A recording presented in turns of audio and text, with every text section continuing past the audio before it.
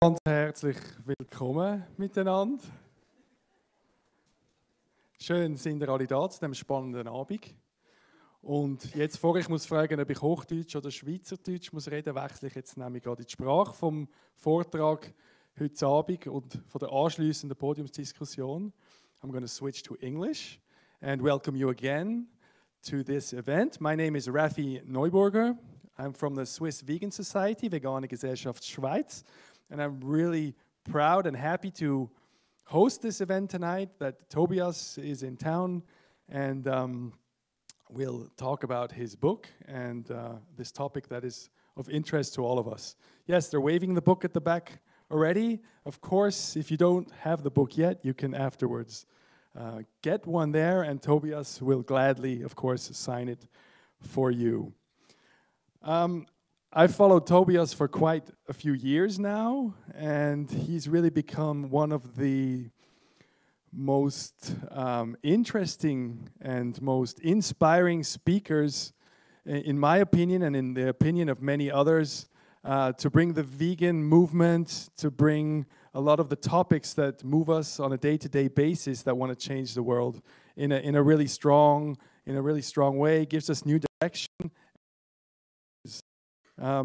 You have founded or co-founded organizations, different organizations as the Center for Effective Vegan Advocacy, ProVeg International, also in Belgium, various organizations. So it's really great that we can have you and your experience and, of course, your book with us today.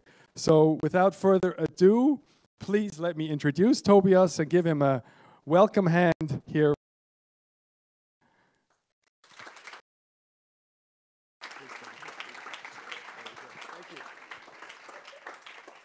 Thanks for the introduction. It's great to be in Switzerland. I was here with my parents and my brother many times when I was young, but it's been a long time. I arrived days ago from Stockholm, and it was late at night, and I arrived. It was 11 by the time I was in my hotel in a very small town south of here, and I couldn't see anything, couldn't see where I was. And then in the morning, I opened the curtains, and there were these mountains, and it was like, oh my God, I forgot how beautiful it was. So really, really nice country. Very expensive, but nice. All right. So by way of introduction, let me just explain to you how I came to talk to vegans, to work with meat eaters.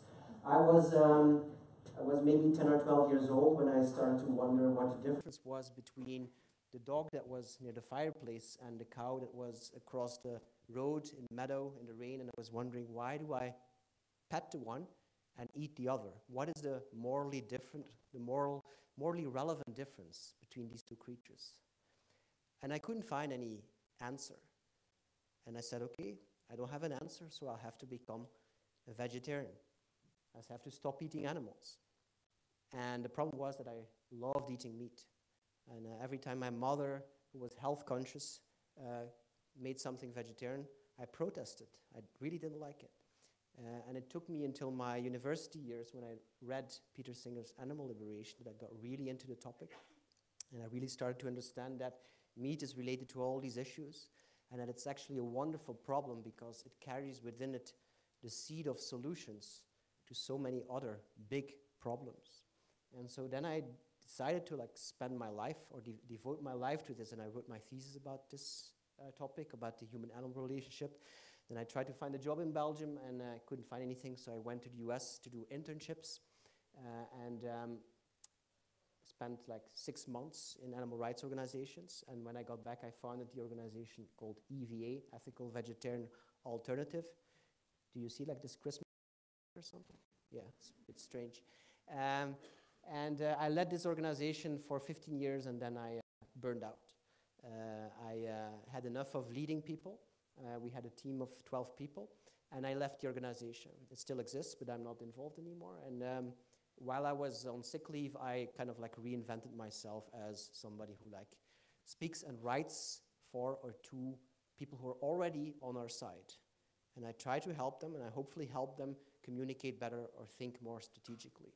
So So that's what I do in different forms. I have my blog, Vegan Strategist. I'm, together with Melanie Joy, I give trainings to activists all over the world with CIVA, Center for Effective Vegan Advocacy. I'm a co-founder of ProVeg International, which is a rebranding of the German Vegetarian Vegan Society. And I'm also involved with effective altruism in my country. So this book is also something that I wrote for vegans, for activists, for whoever is agreeing with this goal of a vegan world. So this is not about the why, but it's about the how. And if some people in the room here know anything about me, maybe you've come across discussions about me or my work on Facebook, and then maybe you know that not everybody likes me. Actually, about this book, can something be done about or is it just my quirky connections? Actually, somebody who calls himself the Vegan Police said it's a book that everyone should avoid. I use this as a selling point, as an advertisement. So before I go on with some points of improvement, I think, for the vegan movement, let me tell you that vegans are awesome. Awesome, we are awesome because we're going against the stream. We're doing something that 98, 99% of the people are not doing. So it's not exactly easy what many of us do, or not exactly easy for many of us, and that deserves praise and recommendation. So this is the picture of a vegan world. You see the broccoli forest and the strawberries in the air, the plant-based world, a world without animal cruelty, right? That's what we are after. And in my book, I talk about a strategy to get there. And I talk about a village called Veganville, which is located on top of a mountain. And our aim as animal rights or vegan movement is to get as many people, preferably all the people on earth, to live in that village, on top of that mountain. And the question is, how do we get them there? And so I talk about, or I write about, what our ideal call to action should be, what our arguments should be ideally. Is it like animals only, or do we talk about health and the environment, etc.? I talk about communication. There's a big part about the environment. Environment is everything that is around us, like the companies creating alternatives, especially in how we should relate as a non-profit movement to these companies, to this business environment. Support is about helping people to go up and up and up, and it's about talking in the right way to them, in a way that inspires and motivates, rather than makes them feel guilty and dejected. And then finally, sustainability is about making sure that the people who are going up the mountain or who are already living in Veganville don't go back down. Because as you may know, there's a problem with retention of vegans. But today I'm going to talk about 5 ingredients that I think the movement needs more of. And these are open-mindedness, empathy, rationality, unity, and positivity. And these are actually values that are not just useful for this movement, but for the world at large as well, I think.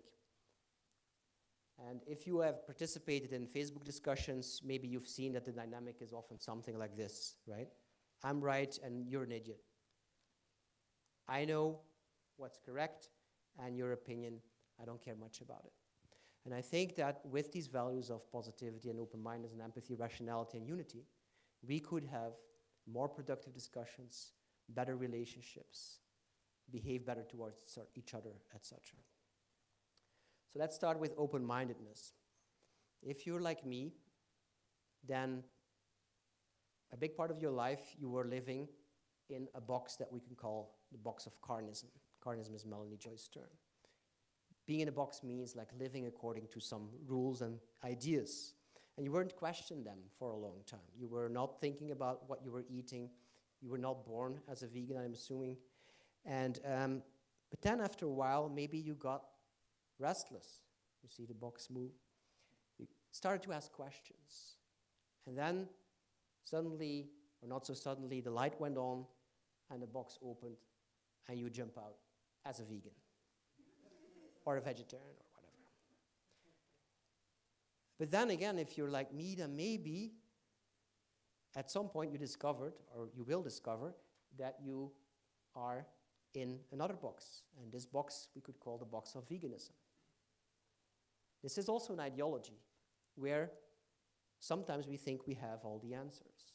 You can check for yourself if you're in the box, if you think you have all the answers to questions like what is veganism and when are you vegan, and have these like fixed opinions about who is a vegan and who is not, and what veganism is, and what meat eaters are, etc. And I think this cartoon illustrates it very, very well. So this guy says, I'm mostly vegan, but, and the other one says, if there's a but, you're not vegan. If there's questions, if you have doubts, not vegan. And I think we have to get rid of that attitude. And I see many people when there's discussions, they do what religious people often do, which is going back to scripture, going back to authority. Who is the authority in our case? Could be Donald Watson, who coined the term vegan in 1944. And people say like, oh, the word veganism was perfectly well described in 1944. We don't have to have any discussions about it. We don't need anybody doubting it or anybody criticizing it or whatever. And I don't think that's a good idea. I think we need to constantly develop ourselves and evolve. Just to be clear, if you're in a box, it's better to be in that box than in that box. But it's still better to not be in any box at all. The way I put it is that being vegan means giving up animal products. It doesn't mean giving up thinking. Thinking is vegan, okay? We have to be careful with dogma. Dogma is dangerous because it prevents us from improving. Dogma does not tolerate questions and doubt and skepticism. And we need these. We need to improve all the time because the challenge ahead of us is really huge. I mean, we want to influence 7 billion people to stop eating animal products. We want to avoid the killing and the suffering of 70 billion animals every year. That's a very huge task. That requires that we're good at it, that we get better at it, all the time better and better. And we won't do that if we're dogmatic. Some questions that may help you be open-minded. So you can think, have I thought about this topic, this question, have I thought about it thoroughly? Or do I have just some ready-made answer that I got from somebody else? Is there any information that I don't have? Do I have any biases or prejudices? And some useful concept, I think, is what I call to practice slow opinion. Slow opinion is about being slow in forming an opinion. It's the opposite of what people do most of the time today, especially on social media, which is fast opinion. Like somebody tells us something on social media and we have our answer right away, right?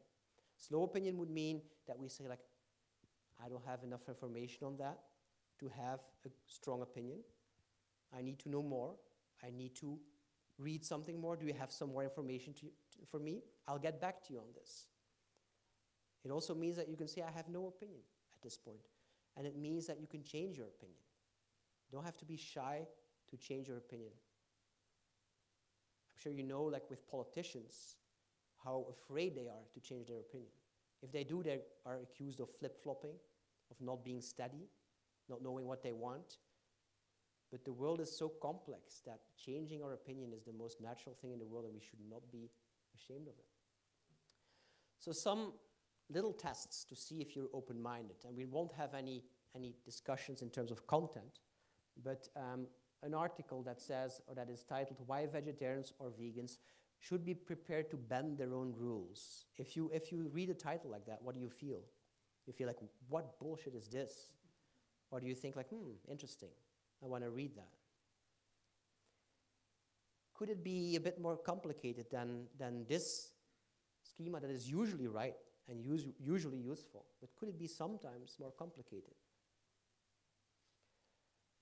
One topic, I recently wrote a post, 10 vegan things I recently changed my mind about, and of the 10, this one was the thing that got the most criticism, and that's why I use it here. And again, I don't want to discuss it in terms of content, but What do you think about GMOs, genetically manipulated organisms? So many people in this movement, which is related to the organic movement and the movement of health food, natural foods, etc., many people are very much against it.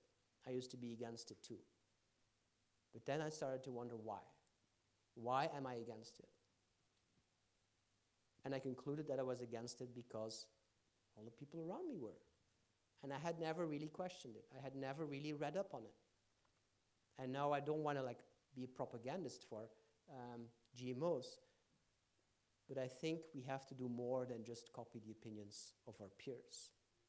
If you want to know more about that, you can go to vegangmo.com and read about some arguments by vegans in favor of GMOs for animals, to reduce animal suffering. And then another example that is being studied more and more. This is a lioness who is dying from hunger in the wild. And my question is, so she is suffering not because of anything that humans do in this case. Let's assume that. My question is, do we have to help her if we could? The question is, does it matter what the cause of the suffering is, whether it's human or nature? My answer to that is, it does not. If you position yourself in the place of a wild animal, it's not important to you who causes your suffering. So that's the problem of wild animal suffering. You can look that up on Google if you want more information on that. And it's also something that you can test your open-mindedness with. The second one is empathy. This is Anita Krajins from the Toronto Save movement, who was sued because she was watering pigs in a truck, a transportation truck. And fortunately, she was acquitted. She was not accused of anything for this act of compassion and kindness. So I use this because I think it's a nice emblematic picture of empathy. And I think as vegans, as people in the animal rights movement, we are quite good at empathy. At least empathy for pigs and cows and chickens. But the question is, are we also good at empathy for meat eaters or hunters or, God forbid, bullfighters? Do we have empathy for them? And I'm sure some people are thinking like, empathy for these people, really? This is Gary Yourofsky, who has a more in-your-face approach to animal activism. And I juxtapose him here to, do you know who this guy is? Anybody? Thich Nhat Hanh, who is a vegan, but he's a Buddhist monk, and he's very monkey-like in his outreach. He's very soft and calm and Zen-like, and he won't be aggressive. He will be very empathic. And I'm not saying this is always wrong, or any of these approaches is always right or is better necessarily, but what I'm saying is that I think that an approach based on empathy and on compassion is almost always appropriate. And I actually get accused of being an apologist for saying that. For saying that compassion and empathy are almost always appropriate. And if you think like, well, I can think of examples where it's not appropriate. People who are so horrible that we don't have to feel any empathy for them.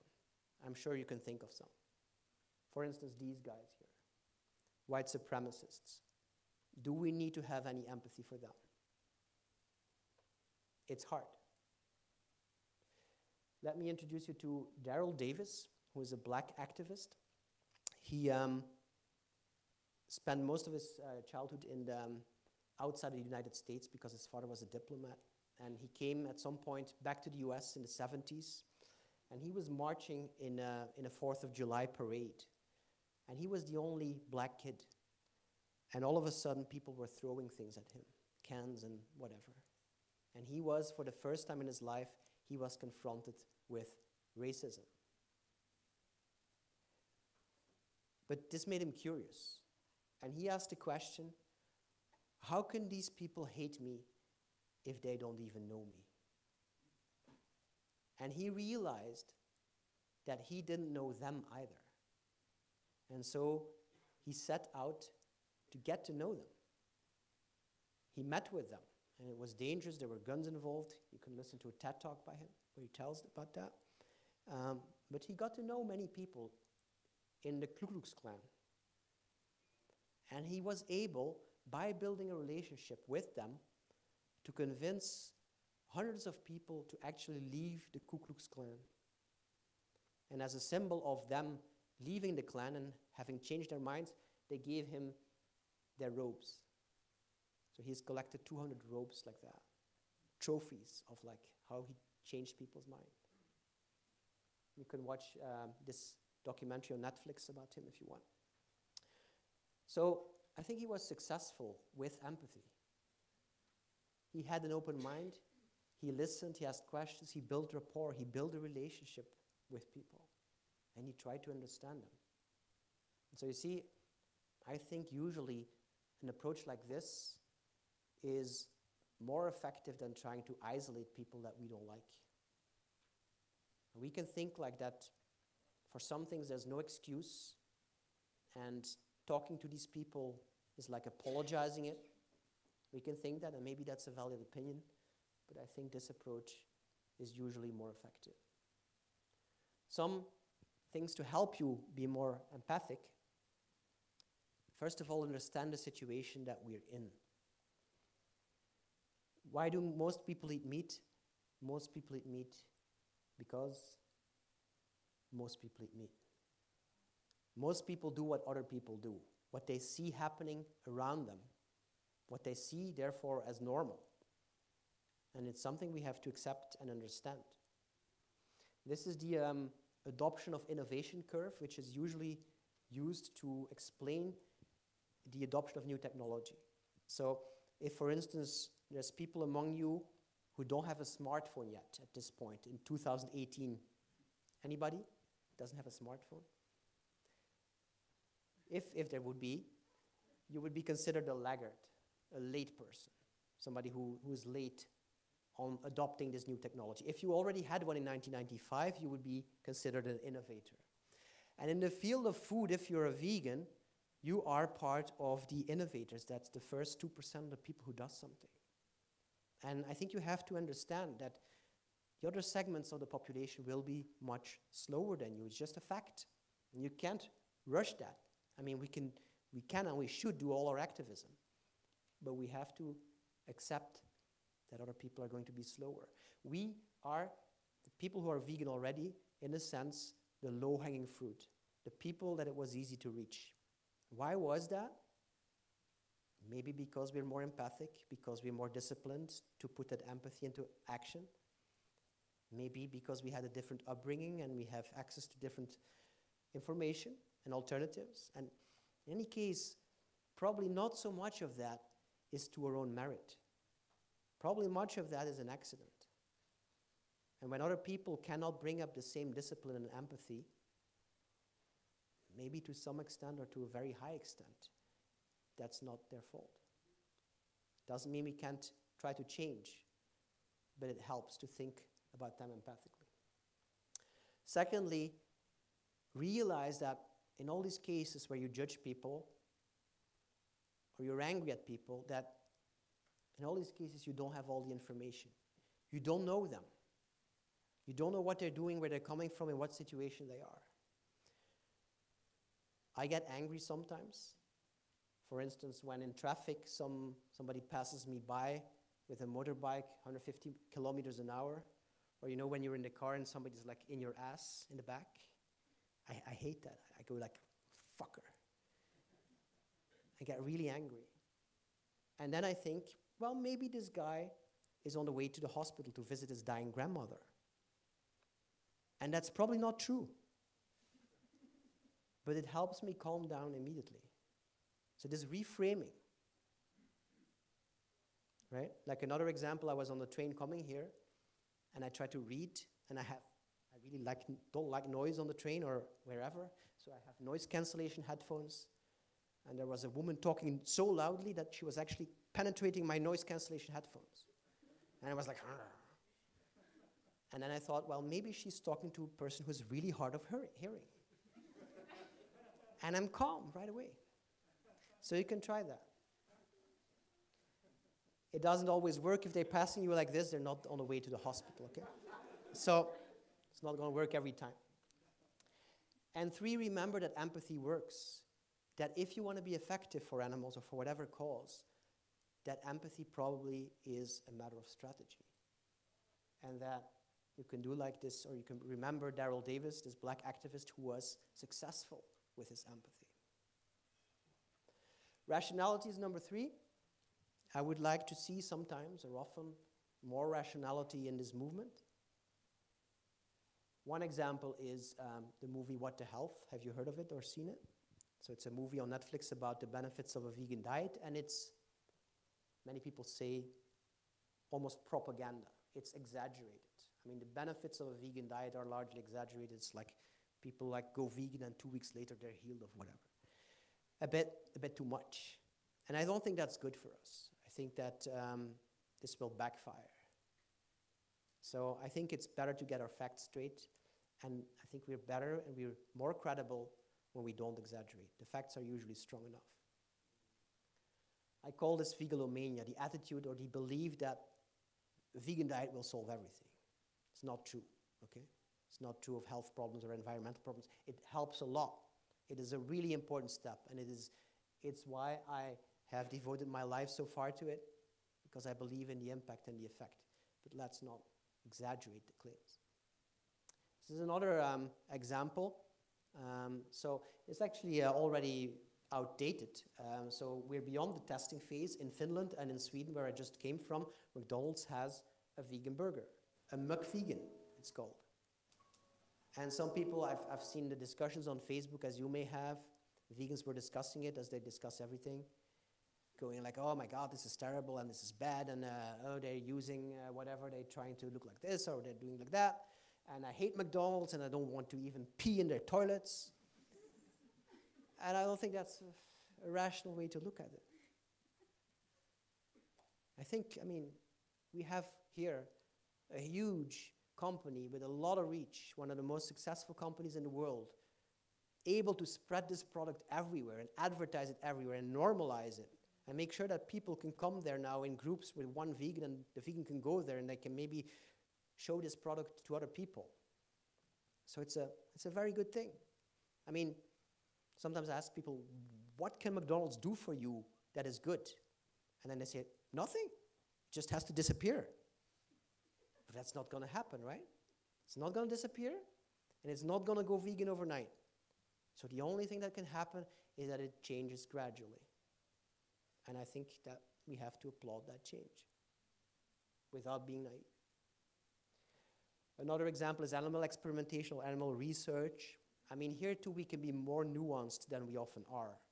Not all experiments or not all research is as intrusive as the other.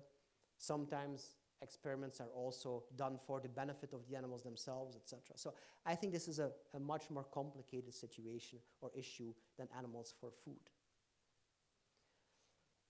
And under the heading of rationality, the thing I speak about most is purity, because it's still necessary to talk about this. And I want to explain 3 concepts. The first is that maybe there's no such thing as 100% vegan. The second is that a 99% vegan can call themselves vegan. And the third is that there is such a thing as a 95 or a 90% vegan. Let me explain these concepts. So 100% vegan, what is it? I mean, you agree with me that a vegan doesn't eat a steak or yogurt or whatever. But would you say that a vegan also always and forever and everywhere avoids these very tiny products, ingredients, micro-ingredients? What do you think? If you say yes, a vegan avoids that, or otherwise he's not a vegan or she's not a vegan, then I can reply with, have you read this book? It's called Veganissimo, and Veganissimo is defined up there as one who is vegan to the highest possible standard. And it contains 300 pages of ingredients that are of animal origin or potentially of animal origin. So I could say, like, I've learned this book by heart. and I apply it. You don't? Oh, you're not a vegan in my book, right? So we can play this game all day long. Like, for every vegan, there's a vegan who's more vegan. Very useless game. We can be so pure that we don't watch Kevin Bacon movies. And of course, that's a useless game to play.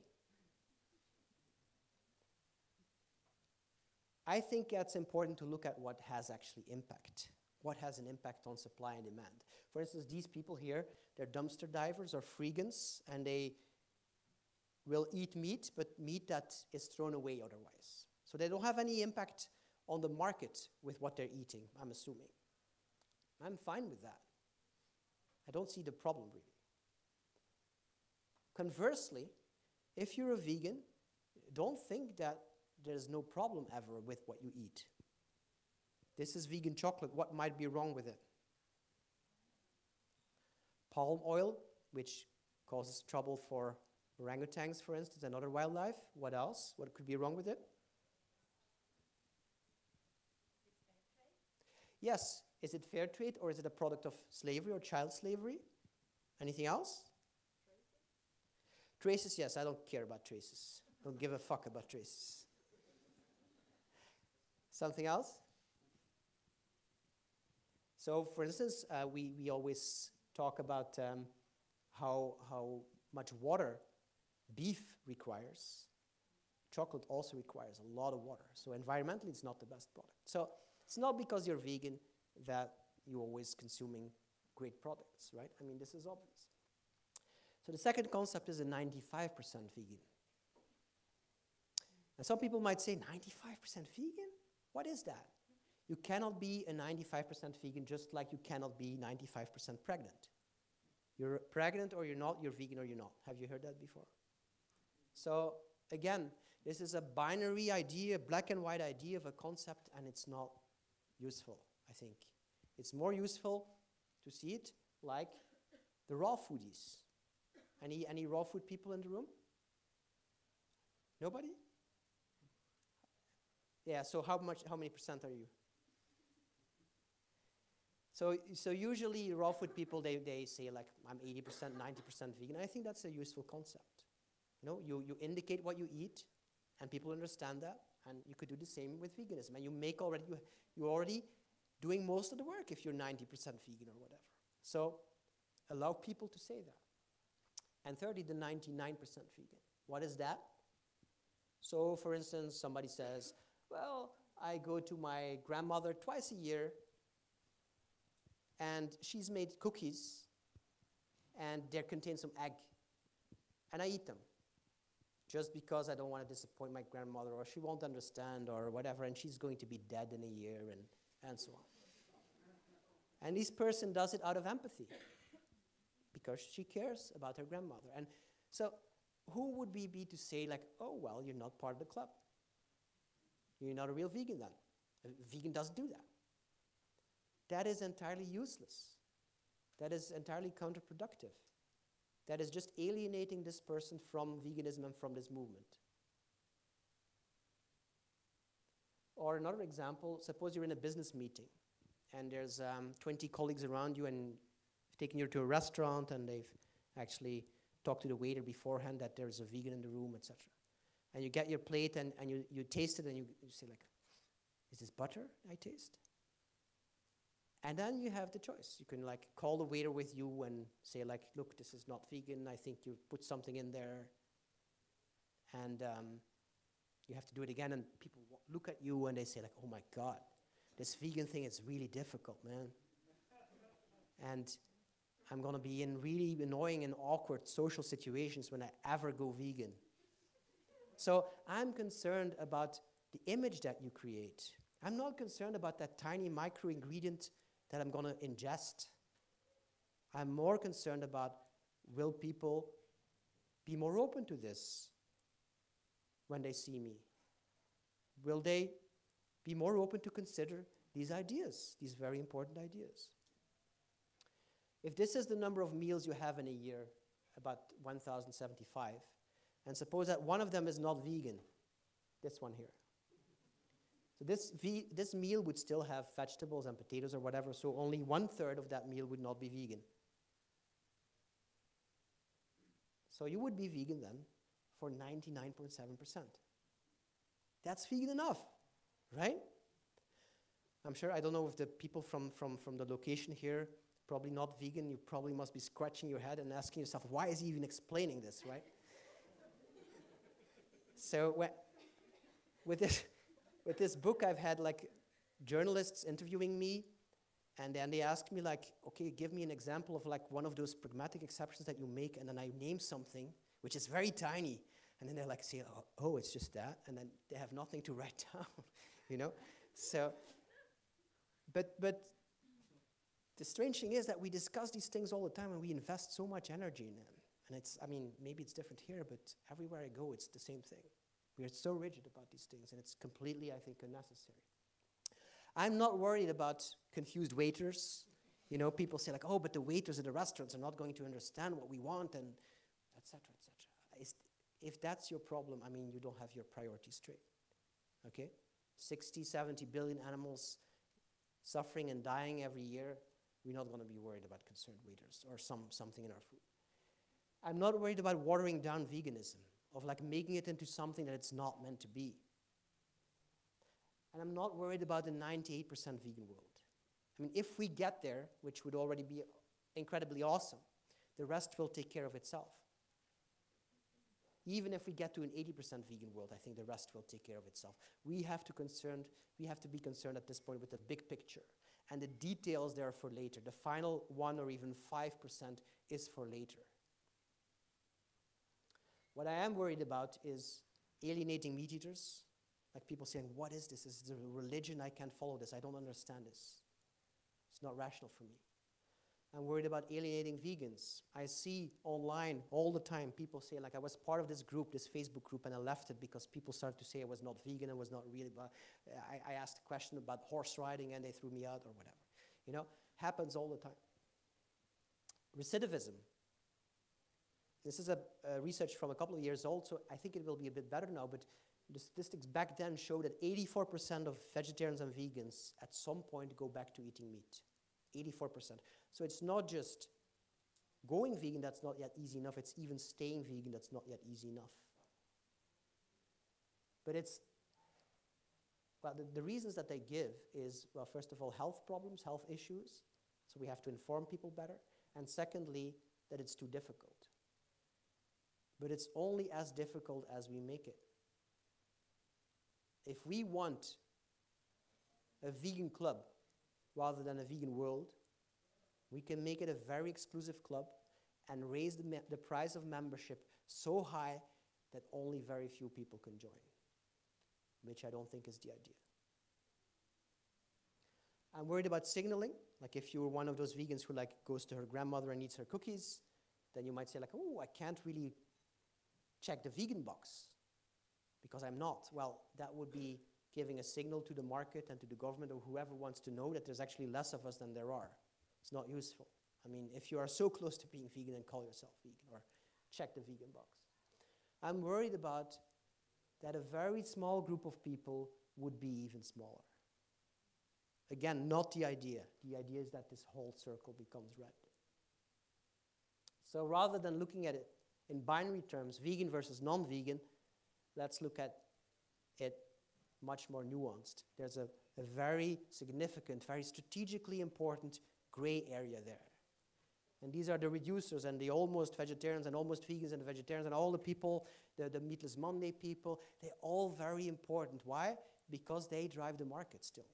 It's not the vegans. Maybe it will be in a couple of years, but still, till now, it's the people who reduce.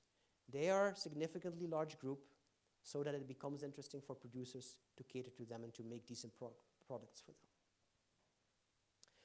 You can make a couple of distinctions if you want. If you have expectations, you can have different expectations from yourself than from other people. You can be very, very pure, but from other people expect less. You can differentiate your behavior in private versus public. You can be very pure in private, but maybe you can be a little bit less rigid in public. Or the other way around, of course. You can pretend that you're very rigid in public and then in private, in your basement, eat some meat meltdown. And consistency, because many people are worried about being consistent. And if we show that we're not consistent, people are not going to be finding us credible. I think we can be consistent with rules or with goals. The rules are the rules of veganism. Like what is vegan, what is not. The system, the ideology, the rules. The goals are the results or the effect. Let's do a little thought experiment. Suppose that there is, in some town in the mountains here in Switzerland, there is a restaurant, you are there with a friend, a non-vegan friend, and there is one town with one restaurant, and they have a really bad tasting, you know, you've been there before, a bad tasting vegan burger and a really good tasting vegetarian burger. Maybe it has some egg to bind it. And so my question is, what do you recommend your friend, your non-vegan friend, eat? I think if you follow the rules, if you're consistent with rules, you would recommend the vegan burger. That's vegan, that doesn't contain animal products, and that's what we're about, right? But have you heard about a BTE? BTE is a bad tofu experience. If people have a bad tofu experience, it's really bad, okay? It sets them back completely. But if you can give them a really good vegan taste experience, chances are that their heart and mind opens up for listening to your arguments. So it's crucial that we give people good food. So in this case, if you give them the bad vegan burger because you want to be consistent with your ideas, ideals, rules, they might say like, what is this? How can you eat that? If you give them a really good vegetarian burger, they might say, oh, this is good. I can have this again. Who cares that there's an ingredient in there that's not vegan? The important part is the direction they will go from there. So if you look at your impact on helping animals, preventing animal suffering, you have to distinguish between the impact you can do or you can have by what you eat, by what your consumption. And that impact, even being a lifetime vegan, is much smaller than the potential impact that you can have by being a good advocate for veganism. And of course, you can do both. You can be the very best vegan and also a very good advocate. But sometimes they may be conflicting. And in that case, you should, I think, give priority to the impact you have on what others eat, to creating a good, approachable image of vegans and veganism. What goes into your mouth is less important than what comes out of it. Your words are more important than the food you eat. I'm not saying you should not be vegan. I'm saying, like, care about the impression that you make. This is from the Bible, but it's actually true in this case. So activism and advocacy are actually really important. And activism and advocacy are not just like doing things in the street, which may be useful, but which may not be for everybody. Not everybody feels comfortable doing that. Activism can also be donations. Some people have no time to do something, but they have some money. We're in Switzerland, right? Or it can be setting up a vegan business, a food business. And I really encourage people to explore not just the non-profit part of this movement, but also the for-profit part, because it can be more sustainable that way, it can be more scalable, can have potentially more impact. So don't be shy of exploring the possibilities of getting an income from what you think is right. And activism can even be just as simple as promoting good food, showing good food on your Facebook, etc. Like if you cannot do anything else, if you don't have time, like showing nice stuff on your Facebook is already useful. The fourth is unity. So I was giving recently a talk, and I was talking about working together with companies and with all these companies that are now investing in vegan products, even though they're also still killing chickens and whatever. And I said, like, we have to work with them. We have to allow them to join us, because it's the best way to like make them decrease their antagonism towards the vegan movement or the growth of vegan products. If they profit from it themselves, they will stop trying to sabotage us. And somebody asked, okay, but then who's the enemy? I think she was panicking. was like, whoa, what if we don't have an enemy? Who can we fight? And I said, good question, who is the enemy? And I was wondering. So I said, it's not McDonald's. It's not e-numbers. It's not even Gary Francione. It's really bad food, maybe. You see how I use the Comic Sans font to make it even more scary here? I think that's a good potential candidate for the enemy, but I think the real enemy in our movement is ego.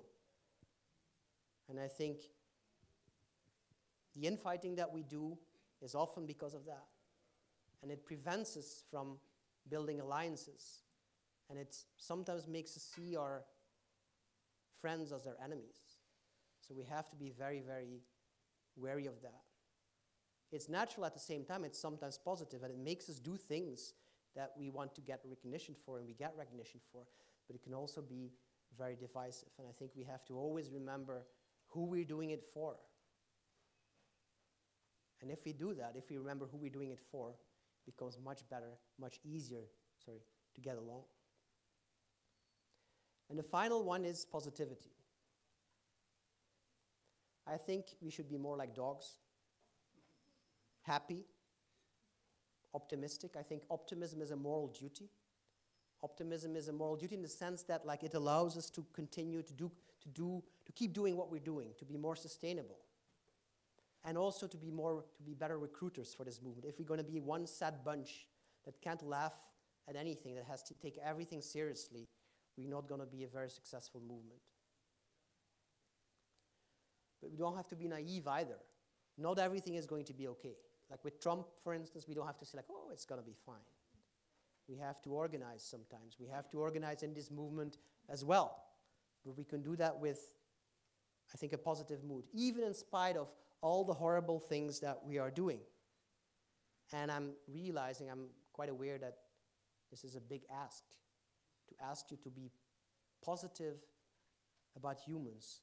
And I say that very explicitly because I notice everywhere that in every country in this movement there's a lot of misanthropy, a lot of people saying people. People, they destroy everything, they create all this suffering for so many species, and it's true. And you can name me a very long list of all the wrong things that people do. And it's very hard to feel positive and to feel charitable about, for instance, people like this. So how can you do that? I think one thing that helps me is this quote: "Those who deserve love the least need it the most." I think what we're doing today in society is the opposite, or what we've always done is the opposite. People make a mistake, they slip up, and that's probably the moment when they need our support the most. What we do is we put them in 4 walls, we put them in prison, we take away all our love and all our support, and we hope that things will go better. And I don't think they will. I think this is a great way to be positive about people, to see people as the first species to question our own diet. This is from a movie called La Belle Verte, The Green Beautiful. It's an old French movie about extraterrestrial beings on another planet, and they're very spiritually advanced, and they go on missions to other planets. And one day their leader asks, who wants to go to Earth? And everybody says, not me, because Earth is a very primitive planet. But then some woman volunteers, and she goes to Earth, and every person she gets in contact with, changes just because of this short interaction with the advanced being. And one of the encounters she has is at the butchery. A woman comes out, she just bought meat, and the alien asks her, "What did you buy there?" And she says, "Meat, of course." And the alien says, "Why? Why did you buy meat?" And she says, "Well, it's food, of course." And the alien says, You're carnivorous? You eat animals?" She can't believe it. And she walks away. But because of this short interaction, this woman who bought the meat, she takes the meat out of the package, she drops down on the pavement, and she looks at it like that. and she questions what she's doing with that, why she has bought that. And that is what is happening to a very small group, a small but growing group on this planet. And I think that's a very hopeful thing and a very important place to have arrived at as a species. We are the only species to do that. There's never been a conference of tigers brainstorming about how they can convince other tigers to stop eating deer and gazelle. We're the first ones to do that. And that's wonderful, I think. We have developed culture and morality and technology only very recently, the last couple of hundreds or 1,000 years. And we have ahead of us a very long future potentially, and there's no reason to think that that future cannot be positive and that we will not develop further spiritually, technologically, morally, etc., culturally. So I'm optimistic about that. If you don't believe me, and tonight when you go home you see another cruel video of what people do to animals, and you get depressed, one thing you can do is go to Google and enter pictures to restore your faith in humanity. And then you'll find pictures like this guy giving water to a koala in a forest fire, or these guys saving a sheep from a river, or these agents helping a duck across the street in Japan, or this fireman handing a cat back to this person. And you see that the cat doesn't care all that much. But the emotions on the face of this woman are very real. She feels love for this creature. And it's not a pig or a chicken, I know, and she may very well have pork or chicken nuggets on her plate that very night. But the love and the emotions that she feels here for this animal, for a creature of another species, are very real. And I think that's something that should inspire us with hope. And that's a great place to start. Thank you.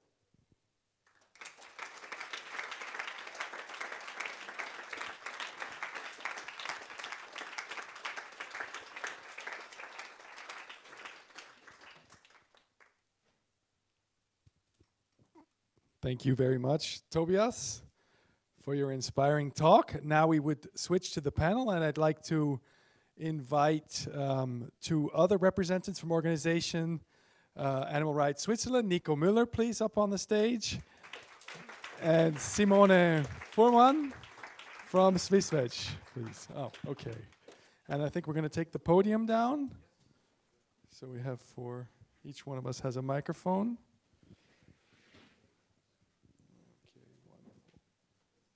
Perfect.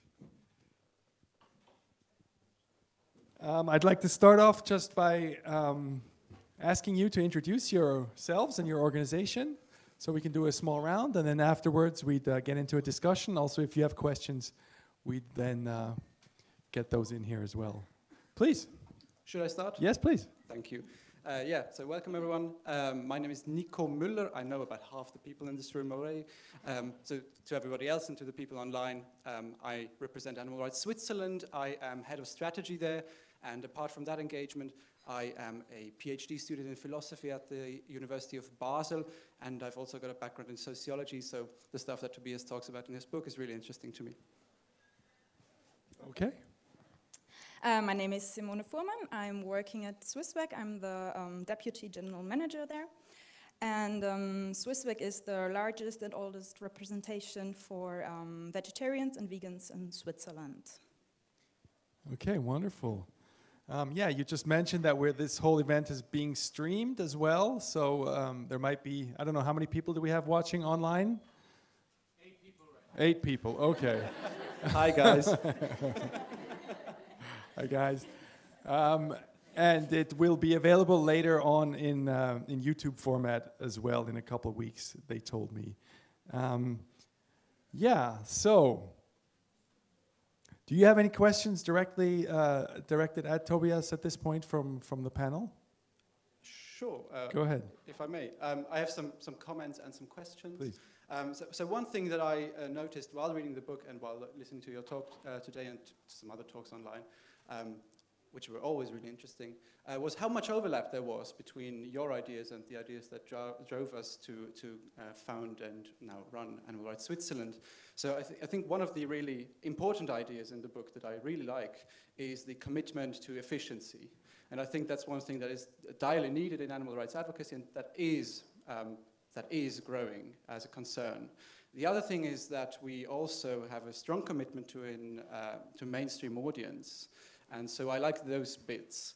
Now, one of the things I was wondering about, both in the book and in the talk, were the controversial bits, the ones that you mentioned you are being criticized for. So one of the things that people worry about are the more moderate calls to action, right? So people take issue with your recommendation that organizations such as ours should advocate reducitarianism. So that we should say, like, do Meatless Monday, or like at least reduce your annual product consumption. And the reason they mostly take issue with that is that they find it somehow indecent, right? Or maybe impure in a sense. Now, I think there is a way in which you can take that seriously. I mean, the mere fact that this criticism comes up over and over again should be a sign that, yeah, that is something that vegans care about, obviously. And so I think maybe the commitment to efficiency and a mainstream audience doesn't necessarily lead to a reducitarianism message. You could also use a more ambiguous call to action. And I think one example of that could be our campaign on veganism, which is vegan.ch, which is a newsletter guide, so it's sort of like Challenge 22+ in Israel. So it's like a newsletter guide that works via email, where you can, get information and recipes and stuff like that. And the title is Vegan probieren, which is German for try vegan. Now, one thing you might notice about that title is that it is ambiguous between two things. One, it could mean try being a vegan. And the other thing is you could read that as try some vegan products. So you've got sort of a reducitarian thing going on there without us overtly saying that we only want anyone to lower their animal product consumption without eliminating it. So you sort of can work around those issues that you run into by overtly saying use reducitarian messages. So I was wondering what you think about that. Yeah, so just for clarity's sake, right. I'm not saying that you or any organization should only use reducitarian asks. Right. Why I wrote the book especially is to explain that reducitarian asks, like asking people to reduce their consumption, that they would lead to the same goal, maybe faster. Mm-hmm. And I did that to defuse this fighting in the movement, and to avoid that people think like reducitarianism is betrayal or whatever, and that there's this infighting between these two camps. But I'm not saying that the people who are using the Go Vegan message should use the reducitarian message. I just think that at this point in time, the reducitarian message should take an important part of our advocacy. And now, I mean, yeah, I want to take that seriously, that concern for purity, but at the same time, I find it so strange that, like, we are so afraid of, like, giving a message that is, like, that is, like, pure enough. I mean, if we're focused on efficiency or results, that should be what matters. But in any case, I agree with you that like a try vegan kind of approach, I mean, I'm not concerned about how this would be interpreted, if it could be interpreted as reducitarian or not or whatever, but I agree that that is a very good ask. So I'm very much in favor of that. If that's something that can reconcile the people who want to ask for vegan and the people who want to ask for some kind of pragmatic reduction, that's a very good thing. I think that's like a common ground, maybe. All right. Okay, so I feel a bit like the extremist in the round here because I actually have vegan on my chest, and the organization, the Swiss Vegan Society, has a clear flag. So this is something we have to deal with on a daily basis, that we want to show people that it's possible. I mean, when people hear that I've been vegan for 15 years, that's usually the main selling point. and says you're still alive and you look sort of halfway healthy. So then that it usually diffuses their fears to a certain extent. I don't know, Simon, your approach has the Switzerland, the veg in it. How do you relate to using the term veganism? Actually, when I read your book, it was very well written, but I was almost bored because it's what we do. It's really like we also welcome the vegetarians because we think the vegetarians are maybe, hopefully, the future vegans. So we don't think, well, there are some people that switch from eating meat to veganism right away, but that's not for everyone. So we actually, I'm very much standing for that. It's interesting to see that some people are scandalized and some people are bored. Almost, I said almost. Could I have a follow-up on that? So you just said that basically what's in the book is what you already practice. And I was wondering about what really the novel bits were in the book. I'm sure there are some. But one claim that pops up in the book, and again in the talks, is that mostly vegetarian, vegan organizations and animal rights organizations use a sort of restricted, pure animal rights message. And I'm not so sure if I know what you're referring to there, like what the organizations are that practice that sort of strict approach. Because if you read, going back to original scripture, of course, if you read the first bulletin of the Vegan Society, there are some health arguments in there. So like Donald Watson says, you can cycle more now without being tired, right? So that seems to be a very old idea that you should use all kinds of arguments at your disposal, and organizations like the Vegan Society, or even like PETA or something, they use all kinds of arguments. So where would you locate the novel bits? Yeah. So one thing I would say is I think the other arguments deserve more space than they get from us. We are very much a moral movement, and we believe very much in these moral arguments, and we believe very much that they are what made a difference in history in terms of, for instance, the abolition of slavery, etc. And one thing I talk about a lot is that, and I think that's something that's not usually considered, is that while we envisage a change that goes from a change of heart to a change of behavior, that it also and probably often more easily goes the other way around, that a behavior change comes first. Like people eat vegan for whatever reason, and then the change in heart, the change in attitudes happens. And so I see still a lot of people having problems with people who go vegan or reduce for health reasons. But the idea there is that opens the door. When people see that they have nothing left to lose, when they see that there's still good food to be had, they're much more likely to listen to our arguments. And I think we're going the other way around too much.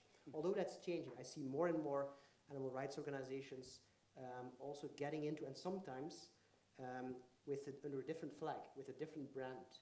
They split off their own organization and they do vegan outreach under another name. One last thing, then I stop. I think the more radicalism is especially in the smaller, the grassroots organizations and the individual activists. And organizations usually are much more pragmatic. And that's where sometimes the clash is. And the individual activists and the very small organizations, they criticize the more professional organization with some paid staff, etc., for selling out, for doing all kinds of things. And that's where there is often a big divide in most countries that I've been to. Okay, before we open the panel, I'd like to ask you, you're so well-traveled, you literally go all over the world with this talk and to do your outreach and to mingle, to get to know other groups that are active in all the different spectrum. And now we're in Switzerland. You're here for 3 or 4 days, I think. You've been here before, obviously. So maybe you have some inputs that are specific for our country. Where you can see us on the map, on the vegan evolutionary map, yeah. Or in which direction you could see us going. I haven't been here very long and I haven't talked to many people. Okay. so far. But I mean, one of these things that I think is interesting is this this direct democracy thing, where I think what sentience politics is doing with the what is the exact question of sentience politics? Like the petition that like. Yeah, they're banning factory farming. Yeah, exactly. They're starting a national initiative at the mid of June. They also have a stand here in front if you want to get informed. And we're going to have to collect 100,000 signatures to bring it to the ballot. And it's asking for a ban on Massentierhaltung, which means factory farming, yes. So what I think is interesting, and we've seen this in research, is that more people are against what is happening with animals than there are vegans, right?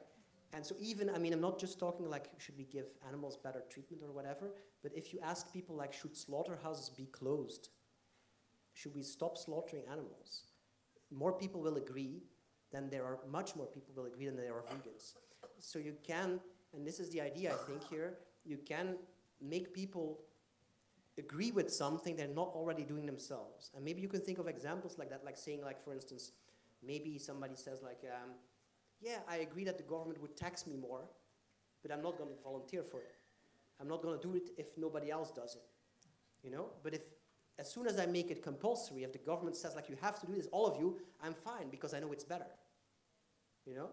Like you have Airbnb here, right? So we rent out part of our room, part of our house as an Airbnb, and I realize that should be taxed because it's unfair competition with the hotels. But yeah, as long as they don't do it, they don't force me to, I'm not gonna like volunteer that. But as soon as the government says everybody's taxed now, I will say like, okay, it's fine because it's more honest. That's the way it could also be with animal slaughter and factory farms, and that's, I think it's a new thing or a new insight. And I think it has a lot of potential. Okay. Especially here where you can vote on these kind of things, as far as I understand. Okay, so I'd like to open the discussion and ask if who of you has a question to any of us on the stage? Yes. Bring in the microphone. Okay. So I personally, and also, of course, Swissveg, appreciate your approach of being pragmatic and open-minded and that. And my question now is, have you experienced so far any change amongst organizations or activists that have actually taken that advice to heart and changed? Or, you know, I mean, it's really interesting to hear what you're saying, and I know our heart is beating exactly for that. But isn't it possible that also a lot of people are listening to this, and then how much is actually implemented afterwards? Yeah. I don't have numbers or research on that. I get a lot of people saying like, yeah, this changed my view and I did something else because of that, etc. But I would say mostly the message is directed at individuals, because like I said, the organizations are often already more pragmatic. What I can see is that there is a shift, sometimes because of what I say maybe, a shift in the direction of sometimes a bit letting go. I think we're overemphasizing often the whole moral story. You speak German. There's a German or Austrian playwright, Bertolt Brecht, he said, "Erst das Fressen, dann die Moral." First food, then morality. And the emphasis on creating the alternatives and working together with companies. And I think we're seeing right now that the relative importance of the whole business sector compared to the advocacy sector is really going up. To such an extent that sometimes I wonder, like, who is the most important party here? And so we have to, I think, work with them in tandem, in cooperation. And I see more and more organizations doing that. Like I said, sometimes animal rights organizations who realize that they can't optimally do that as an animal rights organization because they're not the most credible that way, and they like make another brand. I've been asked this question by L214 in France. Animals Australia has made a spin-off called Food Frontier Institute. Mercy for Animals has the Good Food Institute. You see this happening kind of everywhere. The idea that like, yeah, we're not going to get there by morality and moral advocacy alone. We have to like create the alternatives. Yeah, I'd invite other people to react because otherwise I've already spoken an hour. So, so if you guys... More questions? All the way at the back? Okay. Let me...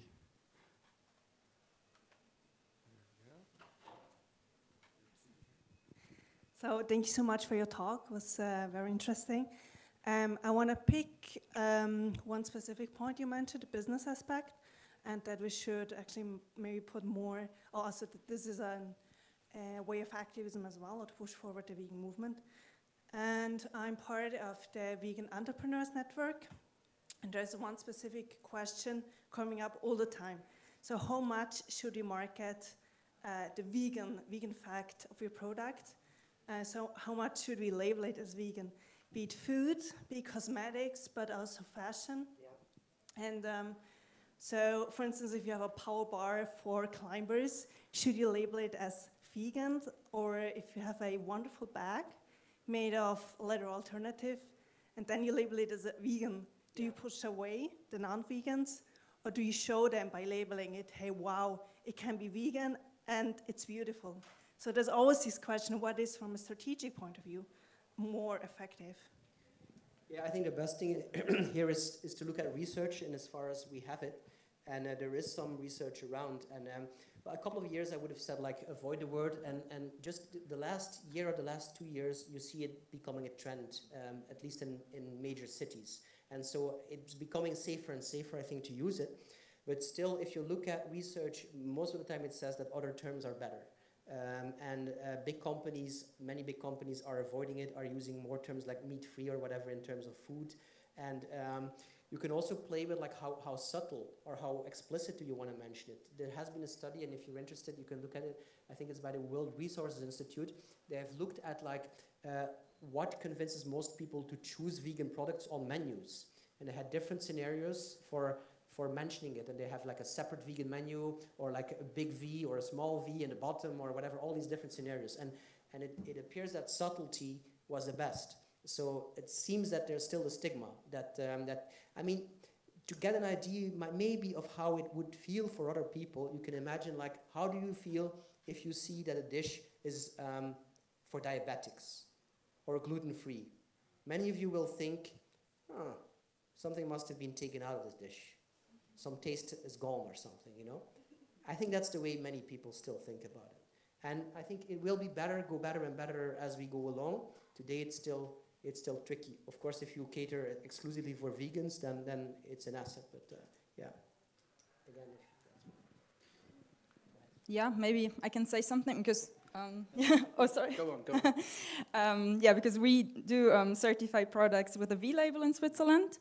And we find it very important to label food, especially because there can be, I mean, not everyone that is vegan knows that juice cannot be vegan or wine cannot be vegan.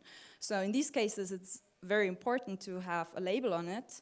And I mean, Switzerland has a law, or it says what is a description, what is vegan and what is vegetarian, but that is in the EU is still lacking. So I think if you really want to be vegan or vegetarian,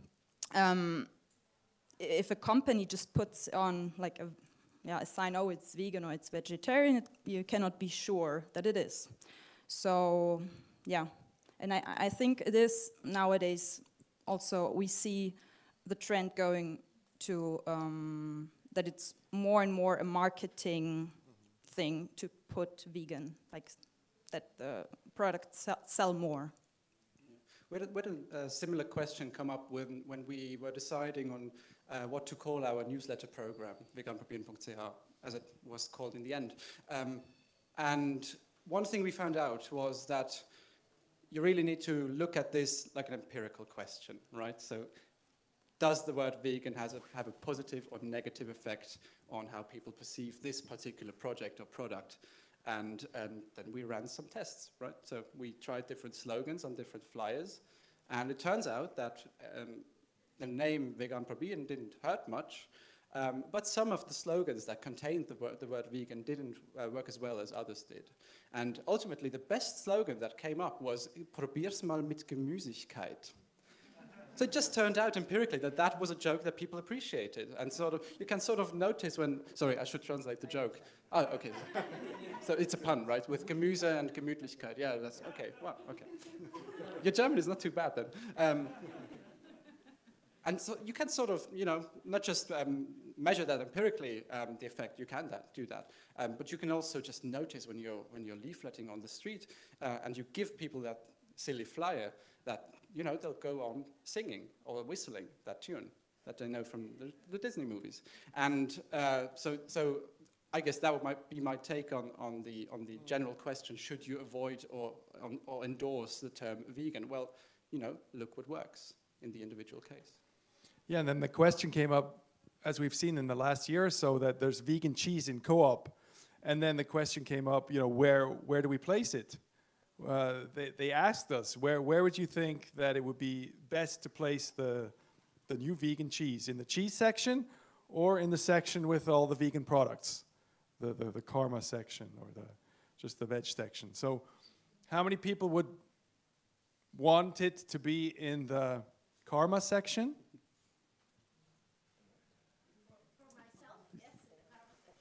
Okay.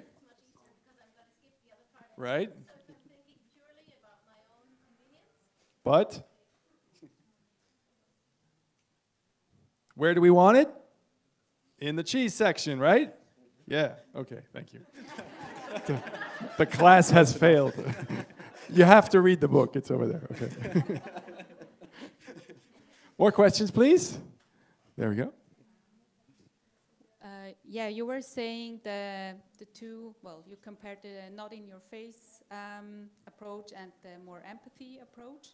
And of course, there are a lot of big organizations we have here, but a lot of small ones as well who do different activities, direct action, demonstration, whatever. And it's always like, what is good, what is not good, and what should I think, and whatever. So I would just like to know your thinking about that. On what exactly?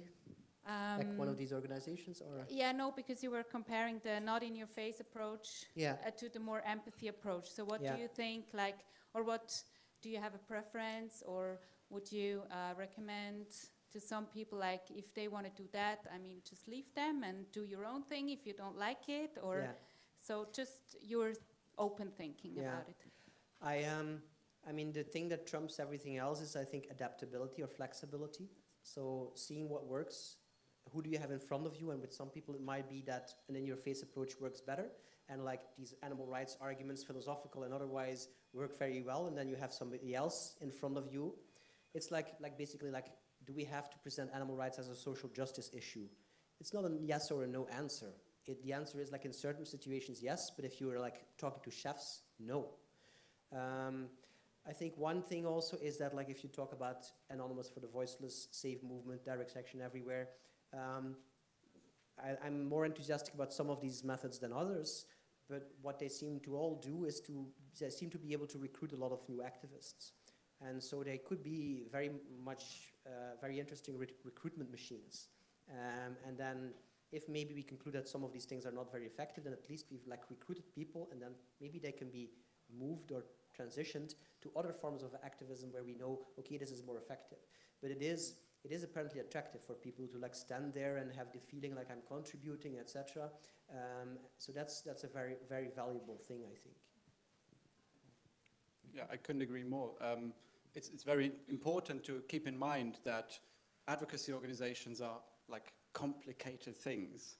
Like, of course, there's the individual call to action in like a project or a campaign that you have to talk about or like think about. But you always have to keep in mind that you'll have to mobilize some volunteers to like distribute your leaflets. And I think that's sort of an area where the purity and you know, morality bits should be considered very carefully, because you can very easily alienate your own people by, you know, going for a reducitarian message, for instance. So that's just, just to follow up on my earlier comment on why I was sort of worrying about those reducitarian messages. Okay, maybe 2 or 3 more questions before we wrap up. Who would like to continue? Yes, please. So regarding open-mindedness and pragmatism, what's your answer to the question, where do you get your protein?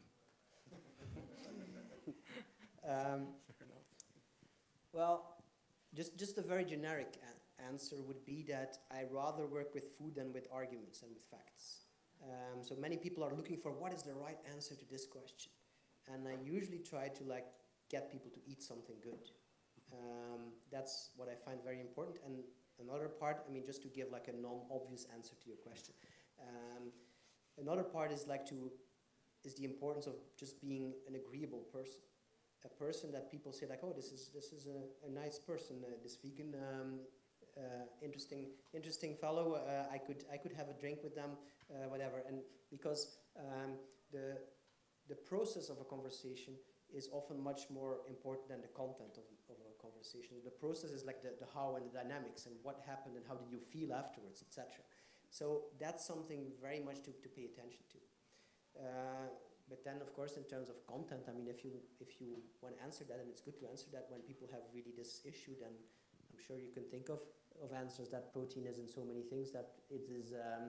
Probably we need less of it than we need, than we have, or than people say that we have, etc. And that it's really not a concern at all. And you can maybe point them to and sometimes I do that just to show that I'm objective, etc. And that I'm then I point them to things that they actually should care about. Like B12 or something, you become more credible because you are not presenting this whole thing as, oh, it's very easy, there's no problem at all. You become more convincing by wanting less to convince, I think. So that's some maybe less obvious answers that I can give to that. More questions? Back here, okay. Well, I want to say I was born as a vegan. I refused even the milk of my mother. And Why did you do that? I got ill by mental reasons. Yeah. And instead of the milk of my mother, I grew up by Mandelmilch. Nuxo Mandelmilch. I don't know how to say for Mandelmilch. Almond milk. Right. Yeah. And I'm living vegan all my life. And what I think is important, I often have guests and I cook for them. And I cook nice meals for them. And they admire my cooking. And so on this way, you can go on and influence other people for vegan living. Yeah, congratulations. I think you have the 2 assets. You're a nice person and you're a good chef. And this is, I think cooking for people is very important and very good to do if you're a good cook. And thank you for the invitation, yes. I think I have another question that Please. I would like to ask you, Tobias. Because just a second ago, you were talking about the double relation between attitudes and behavior. So it goes the influence goes one way from attitudes to behavior, but it goes also the other way around from behavior to attitudes. Now, one thing you said during the talk that I found interesting was that optimism is a moral duty. Under the right circumstances, if they already have the right behavior, people might get to the right attitudes and then that might reinforce their good behavior and stuff like that. Now, I was wondering why you are less optimistic, it seems, about people's rationality. You seem less enthusiastic about the prospect that someday the arguments might work, like the moral arguments that really drive us. Why is that? I am optimistic both about people's empathy and about their rationality. Okay. But I think that we can do a lot to make that rationality easier to put into place or to work. I think we have a world in which we are so incredibly dependent on using and abusing animals that it's actually very hard to be rational and empathic about these animals.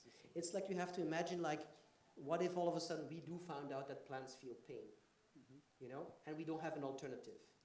Your rationality will just not work there. You will find all kind of excuses not to follow up. So it is what we call motivated reasoning. We want to achieve an outcome that protects what we want to do. If we want to keep continuing to eat meat, then our rationality will drive us in the direction of eating meat. So in that sense, many people, psychologists and cognitive scientists, are seeing that our rational reasoning, one way to, I think, very clearly express it is that it is not our mental faculties, our rational faculties, are not a judge trying to find the truth, but it's more like a lawyer trying to defend an opinion we already have or we want to have, we want to keep. And in that sense, I believe in rationality, but let's make it like a lot easier to apply it by providing these alternatives. All right, so I think that's, in the first instance, a convincing answer. But then again, you also have research pointing to empathy being very a misleading motivator, or like a very unstable motivator and stuff like that. And that's why I think your slogan, optimism is a moral duty, is really interesting, because I take it to mean that optimism is a moral duty, even if it doesn't seem supported by the evidence. I mean, and why would that not work in the case of rationality then? I would say it is important because, I mean, especially in the context, like I said, of so many people, and maybe it's different here, but so many people being very negative about humans in general, and emphasizing, like, on social media so often, like people judging other people's behavior and not taking the time to wonder, like, well, maybe it comes from this or from that. And in that context, I think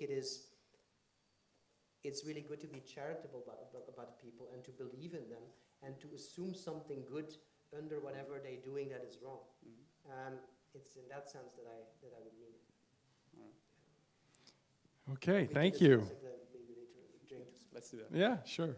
Sure, Tobias will be around for a bit, of course, if you want to have a bar later. Any last questions that you really want to ask Tobias? This is your chance. I mean, you might be in these areas, mountains again sometime, hopefully soon, but for the moment, that would be it. I just wanted to show you what my book looks like.